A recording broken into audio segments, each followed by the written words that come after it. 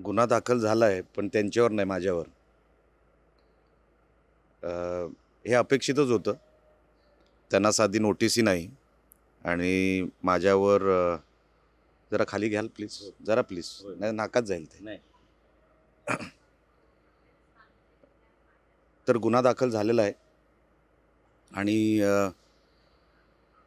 जसं मी सांगितलं हे अपेक्षित होतं, याच्यात काय नवीन नाही.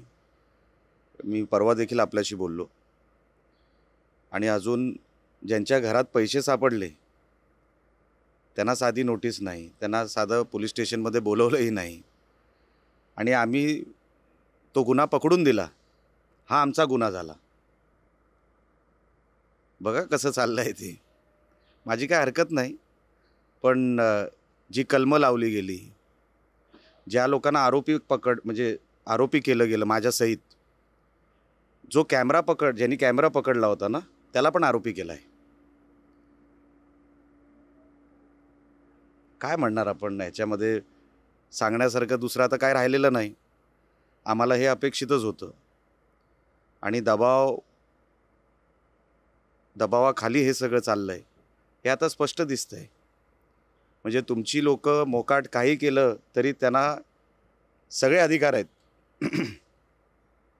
चोरी करा, डाका टाका, पैसे उधळा, त्यांना सगळे अधिकार आहेत निवडणुकीमध्ये. आणि आम्ही गुन्हा पकडून दिला तर आमच्यावर केसेस होत आहेत. काही हरकत नाही. असे अजून 10 केसेस माझ्यावर झाले तरी पुढचे जे काय 3-4 दिवस आहेत मी काय ना सोडणार नाही. आणि मला विनंती करायची आहे पोलीस डिपार्टमेंटला. नोटीस आपण दिलेली आहे, FIR आपण केलेला आहे. आता मला अटकही केलं पाहिजे आपण. नुसतं नोटीस देऊन कसं होईल? बेल मी जेव्हा अप्लाय करीन तेव्हा करीन, पण नुसतं नोटीस देऊन FIR नंतर प्रोसिजर काय? अटक ना? कधी करणार? हे पण सांगितलं पाहिजे. नुसतं हा जो काय प्रेशर टाकण्याचा जो काय प्रकार आहे, नोटीस देऊन FIR करून, माझ्यासारखा माणूस काय डगमगणार नाही किंवा मग कुठे मागे हटणार नाही. आता पुढची कारवाई जी काय करायची आहे ना, ही त्यांना करायची आहे. मी बघतोय ते काय कारवाई करतायत ते. मला हेही माहिती आहे ते काय करणार आहेत ते. जेव्हा मी बेल घेईन तेव्हा घेईन. आता आज नोटीस आलेली आहे, म्हणजे माझ्याबरोबर जे कोण आहेत त्यांनाही नोटीस आलेल्या आहेत. आता पुढची प्रोसिजर पोलिसांना करायची आहे. पण मी जे सांगत होतो की रवींद्र चव्हाण साहेबांच्या मार्गदर्शनाखाली हे सगळं चालू आहे. ते किती वेळा फोन करतायत, कोणाकोणाच्या नंबरवर फोन करतायत, त्यांचा PA किती लोकांना फोन करतोय, किती लोकांच्या टचमध्ये आहे, हे मलाही सगळं माहिती आहे.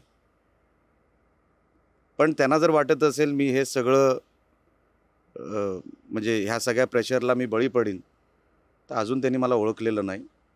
ही फक्त सुरुवात आहे. तुम्ही जर थांबवलं नाही तर अजून हे बरंच टोकाला जाणार आहे. मी कशाला बघू?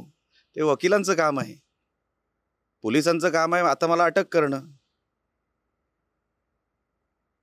जर त्यांना वाटतंय की मी कुठे चुकलो आहे किंवा मी टोकाची जी काही भूमिका घेतली तो गुन्हा आहे, आता पोलिसांनी पुढची कारवाई करायची आहे. मी कशी करणार? मी कसं सांगणार पोलिसांना पुढे काय करावं?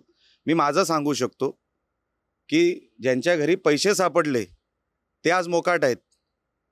त्यांना कसली नोटीस नाही, त्यांना कसलेही बंधन नाही आणि बंधनही माझ्यावर टाकली जात आहेत. ह्याच्यावरूनच लक्षात येतं की आज कुठल्या स्तराला जाऊन ही निवडणूक त्यांनी ठेवलेली आहे.